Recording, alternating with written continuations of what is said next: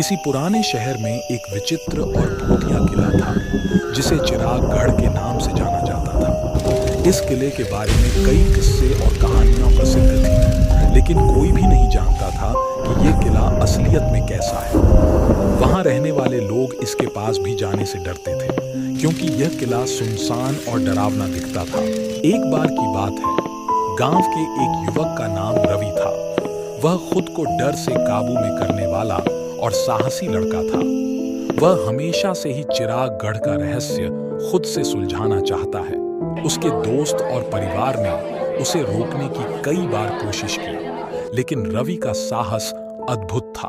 वह जानता था कि इस भूतिया किला का रहस्य कितना भी भयंकर क्यों ना हो, वह बिना डरे ही इसका पता लगा सकता है। एक दिन रवि ने अपने दोस्तों से कहा, मैं जानना चाहता हूं कि चिरागगढ़ में क्या है जो लोग इससे इतना डरते हैं। मैं उस रहस्य को सुलझा के ही रहूंगा। उसके दोस्तों ने उसे रोकने की बहुत कोशिशें करते रहे, लेकिन रवि का आत्मविश्वास बहुत ही ज्यादा था।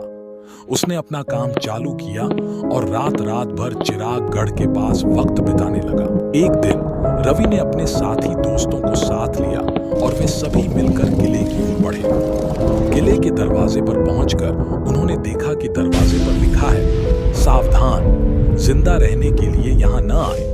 रवि ने अपने दोस्तों से कहा, यह किला खतरनाक और भूतिया किला हो सकता है, लेकिन हमें यहाँ जाना होगा कि आखिर अंदर क्या है, ताकि हम इसके रहस्य को समझ सकें। उन्होंने धीरे धीरे कदम बढ़ाते हुए किले के अंदर की ओर बढ़ना शुरू किया।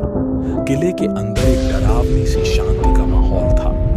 उन्होंने धीरे से आगे बढ़ते हुए एक बड़े कमरे में पहुंचा, जहां एक विशालकाय चिराग जल रहा था। तभी उन्होंने एक कमरे की ओर देखा, जहां एक बहुत बड़ा पुराना पुस्तकालय था। उन्होंने पुस्तकालय में जाके देखा कि पुस्तकालय में अनगिनत पुरानी पुस्तकें रखी हुई थीं।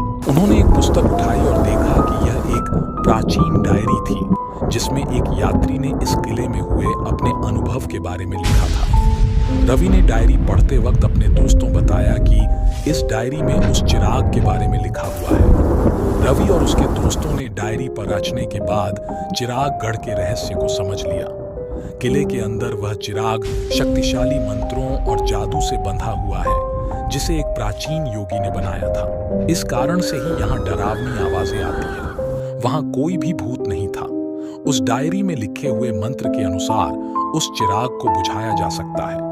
रवि और उसके दोस्तों ने उस मंत्र की सहायता से उस चिराग को बुझा दिया। तब से उस किले के पास से डरावनी आवाजें आनी बंद हो गई। गांव वालों ने भी रवि की बहादुरी की बहुत तारीफ की और उस गांव के लोग फिर बिना किसी डर के वह चैन से रहने लगे।